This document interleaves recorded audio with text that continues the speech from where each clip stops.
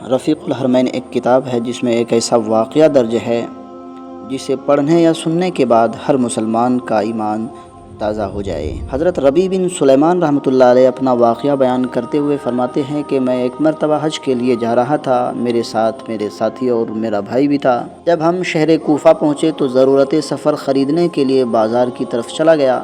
وہاں میں نے ایک ویران سی جگہ دیکھی جہاں ایک کھچر مرا پڑا تھا۔ اس کے پاس ایک عورت بہت ہی پرانے اور پھٹے کپڑے پہنے چاقو سے اس مردار گدھے کا گوشت کاٹ کاٹ کر اپنے تھیلے میں رکھ رہی تھی۔ مجھے خیال ہوا کہ شاید یہ مردار کا گوشت لے جا رہی ہے، اس بارے میں مجھے جاننا چاہیے آخر ماجرا کیا ہے۔ شاید یہ عورت لوگوں کو یہی مردار کا گوشت پکا کر کھلا رہی ہو یا کھلاتی ہو۔ میں چپکے چپکے اس کے پیچھے ہو لیا تاکہ وہ مجھے نہ دیکھ سکے۔ چلتے چلتے وہ ایک مکان میں پہنچی۔ اندر سے آواز آئی، کون؟ اس عورت نے کہا کہ میں ہی ہوں، دروازہ کھولو۔ دروازہ کھولا گیا۔ گھر میں 4 لڑکیاں تھیں جس کے چہرے سے بدحالی اور مصیبت کے آثار صاف ظاہر ہو رہے تھے۔ وہ عورت اندر گئی اور مردار کے گوشت والا تھیلا ان لڑکیوں کے سامنے رکھ دیا۔ میں جلدی سے دروازے کے پاس پہنچا اور سوراخ سے اندر دیکھنے لگا۔ میں نے دیکھا کہ گھر بالکل ویران اور اجڑا ہوا اور خالی خالی تھا۔ اس عورت نے روتے ہوئے لڑکیوں سے کہا کہ اس کو پکا لو اور اللہ کا شکر ادا کرو۔ وہ لڑکیاں گوشت کاٹ کر اسے آگ پر بھوننے لگی۔ میرا دل یہ دیکھ کر بہت بے چین ہوا، بہت دکھی ہوا۔ میں نے باہر سے آواز دی، اے اللہ کی بندی، اللہ کے واسطے اسے مت کھاؤ۔ وہ کہنے لگی، تو ہے کون؟ میں نے کہا کہ میں ایک پردیسی ہوں۔ اس عورت نے جواب دیا کہ تجھے ہم سے کیا مطلب؟ پھر کہنے لگی کہ ہمارا کوئی مددگار نہیں ہے، نہ ہی کوئی پوچھنے والا ہے۔ ربیع بن سلیمان کہتے ہیں کہ میں نے اس عورت سے کہا کہ مردار کھانا کسی بھی مذہب میں جائز نہیں۔ وہ عورت کہنے لگی کہ ہم خاندان نبوت سے ہیں، سید زادے ہیں، ہمیں معلوم ہے کہ مردار کھانا جائز نہیں ہے، لیکن شریعت حالت اضطراری میں، بے چینی میں، مجبوری میں اس کی اجازت دیتی ہے۔ ہمارا کئی دنوں سے فاقہ ہے، اس لیے مجبوراً ایسا کرنا پڑ رہا ہے۔ حضرت ربیع بن سلیمان رحمۃ اللہ علیہ فرماتے ہیں کہ اس عورت کے حالات سن کر میں بہت بے چین ہو گیا۔ میں اپنے ساتھیوں کے پاس گیا اور کہا کہ اب میرا حج کا ارادہ نہیں رہا۔ ان ساتھیوں نے بہت سمجھایا لیکن میں نے کسی کی بات نہیں مانی۔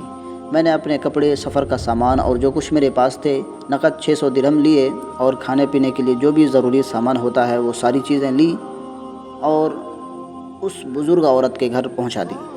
سارا سامان اور راشن اسے دے دیا۔ اس عورت نے بہت شکریہ ادا کیا اور دعائیں دینے لگی۔ پھر میں حج کا قافلہ روانہ ہوتے دیکھ رہا تھا۔ حج کا قافلہ روانہ ہو گیا اور میں وہیں شہر کوفہ میں ٹھہر گیا تاکہ جب حاجیوں کا قافلہ لوٹے تو میں ان سے دعائیں کرواؤں، دعائیں لوں۔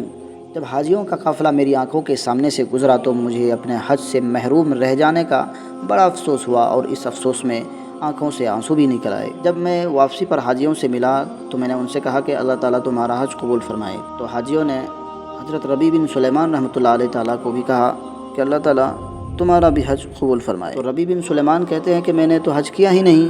تو ان میں سے ایک شخص نے کہا کہ یہ کیسی بات کر رہے ہو؟ تم تو ہمارے ساتھ عرفات میں تھے، رمی جمرات کی اور تمام ارکان بھی ادا کیے ساتھ ساتھ میں۔ ربیع بن سلیمان کہتے ہیں کہ میں تو حیران ہو گیا۔ پھر میرے شہر کے حاجیوں کا بھی قافلہ آ گیا۔ میں نے ان سے بھی یہی بات کہی کہ اللہ تعالیٰ تمہارا حج قبول فرمائے۔ تو وہ بھی کہنے لگے کہ ربیع بن سلیمان تمہارا بھی حج قبول فرمائے۔ میں اور حیران ہوا اور میں نے کہا کہ میں نے تو حج کیا ہی نہیں ہے۔ پھر انہوں نے جواب دیا کہ تم ہمارے ساتھ مکہ میں، مدینہ میں تھے، انکار کیوں کر رہے ہو؟ ان میں سے ایک شخص آگے بڑھا اور بولا کہ یہ تھیلی تم نے میرے پاس امانت رکھوائی تھی، یہ لیجیے اپنی امانت۔ اس تھیلی کی مہر پر لکھا ہوا تھا کہ جو ہمارے ساتھ معاملہ کرتا ہے نفع کماتا ہے۔ حضرت ربیع بن سلیمان فرماتے ہیں کہ میں اس تھیلی کو پہلے کبھی دیکھا بھی نہیں تھا۔ بہرحال میں تھیلی لے کر واپس گھر آیا، عشاء کی نماز پڑھی اور دیر رات تک سوچتا رہا کہ آخر ماجرا کیا ہے، معاملہ کیا ہے۔ اسی کشمکش میں آنکھ لگ گئی، خواب میں حضور کی زیارت نصیب ہوئی۔ حضور نے فرمایا کہ تو اس بات پر کیوں حیران ہے؟